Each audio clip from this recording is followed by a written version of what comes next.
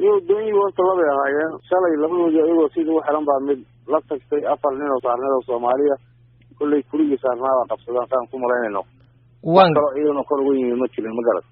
waan gartay marka xilliyadeed bay wax dhaceen waa inuu shalay 6 saac oo wax dhimo baa weeraan 6 saac oo 20 dhimo shaqaalaha ay haysteen imse ahaayeen Iiraaniyiinta Iiraaniyiintu waxay ahaayeen 16 kullay sida la ii sheegay aniga ma joogin iyo afar Soomaaliya 20 ka filayeen oo malayna waqti intee leeg ba marka doontan la haystay waa inuu 3 bilood wax dhiman ma 3 bilood amal ay taagnaayeen marka goobta ay ku sugnaayeen waa halkii elhuur meelera waa elhuur waxa la sheegay in doon kale ay jirto oo tan la socoto iyana la haysto taas ma maqashay adigu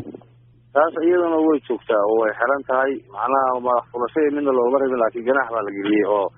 dhaqa sida malay u guranayeen ilaa hadda xilligan aan kula hadlayo ma jiraan doonyo kalluumaysato oo sifa sharci darro ah badda ugu jira walaalo hadda way fogaadeen for bay jiraan laakiin way doodan yihiin ma garad marka xaggee u badan yihiin ilaa xeebta la yiraahdo hagaan ilaa iyo garacad inta u dhaxaysa saas bay u looday u taxan yihiin haddaan ku soo noqdo su'aashii hore aan ku weydiiyey nimankan maqan wax warama laga hayaa meeshay joogaan ama cid ma la soo hadleen wax wada iyo wax baara midna qabaayna shalay in dhaqaaqayna ugu wardin bay saalayeen